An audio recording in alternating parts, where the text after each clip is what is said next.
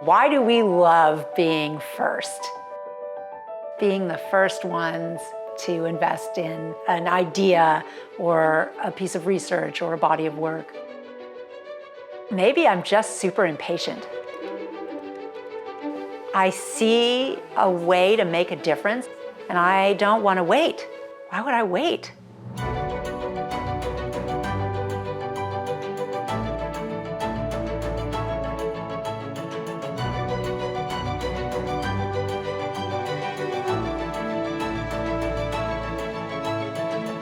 My father was diagnosed with ulcerative colitis in his 50s, and not long after that, I was also diagnosed.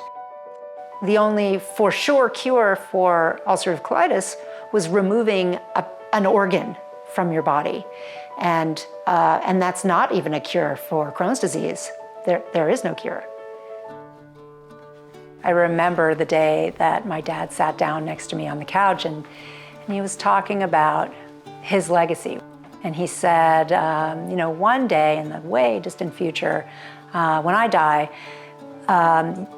you are gonna get to run this foundation. I thought, that's interesting, but can't really even think about that. I mean, he wasn't going anywhere. And then he did. The incidence of inflammatory bowel disease is on the rise in developed nations around the world. I mean, my dad died as a result of complications from a surgery around this disease. I manage my disease every day. So I knew right away that this was where I wanted to put our funding and find the best, smartest minds I could find. We worked with our scientific advisory board in early days to think about, well, where are the gaps in the field? And the place where we saw that we could make the most impact was with early stage research that couldn't get funding anywhere else. What the Kenneth Rainin Foundation is doing for IBD research is everything that I love. First, it's innovative. We don't need preliminary data. It's what they call high risk, high reward. From microbiome to immunology, genetics, and also very kind of basic clinical research, which I think is great. The way in which we apply for grants is very different because it's all about the idea. It's not necessarily about the person, and it's not necessarily about have I published 5,000 papers on this already. It's do they like the idea, and if they do, then they're going to fund it. When I applied this innovation award very first time, I proposed something kind of straightforward, very solid, something expected. And of course, I didn't get this award. So the second time I applied for this, I kind of stepped back and I thought about this, what makes me really excited? What kind of work that is really creative and innovative. And I wrote the proposal based on that, and I was very grateful that I got this award. And so that makes me feel great about the type of science that we are doing.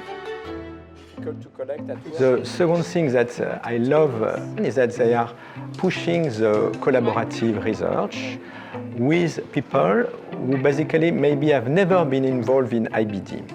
For instance, several years ago, I met Gwendolyn Randolph, and Gwen was working on lipids, not at all in IBD.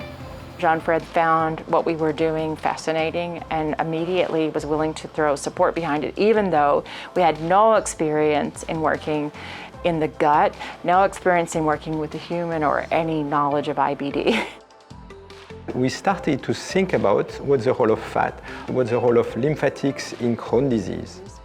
I might have completely dropped this as a line of investigation if we hadn't gotten the grant. If you are always following the same tracks as others are doing, you will not find anything. So it's key to me to have the insight from people outside the IBD world, because they are not biased. By the time we finished our Rainin grant, we were able to say, hey, to the NIH, we have a new technical advance and we have a new conceptual advance that I would like to work on, and it's totally different from what I've done before. All the different diseases that you can get from her. It's over there. A couple of years into our IBD giving, the scientific advisory board met and Ruslan Medzitov had this brilliant idea. He said, We go to the same conferences every year, and we see the same people, and we hear the same talks, and I think that there's room for an innovation here. Why don't we bring people from related fields doing the most interesting, cutting-edge work and have them come and present to a group of people who are working already in IBD.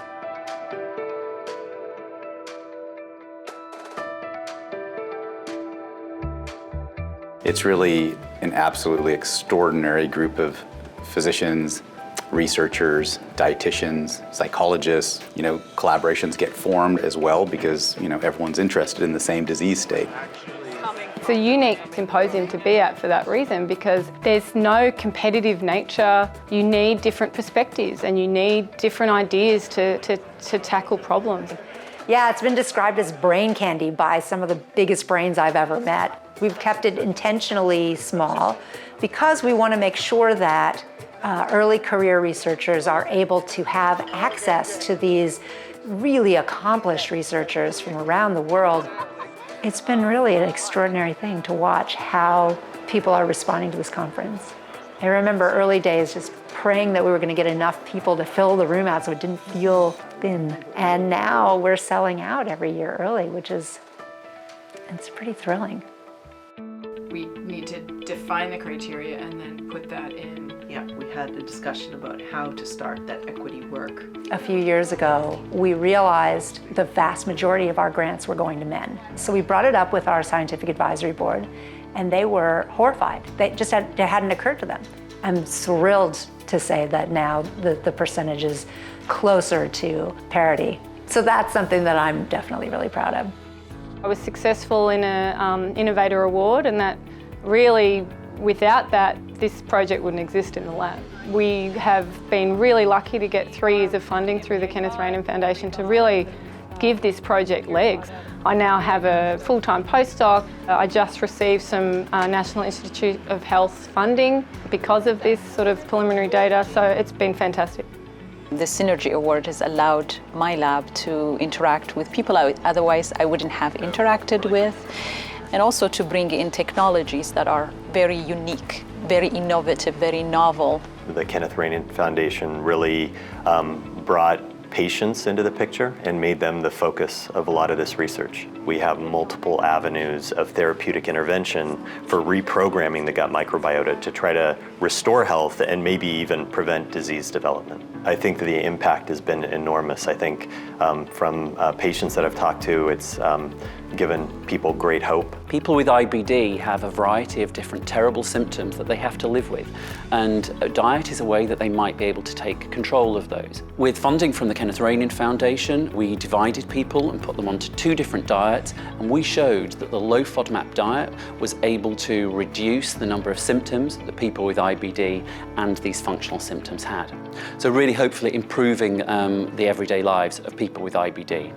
And without funding from the Kenneth Rainin Foundation, that would not have been possible.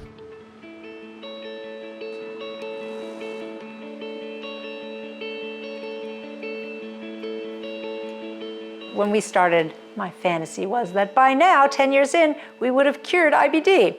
You really have to have a long time horizon. You have to be really patient and celebrate the milestones along the way. It's very hot right now.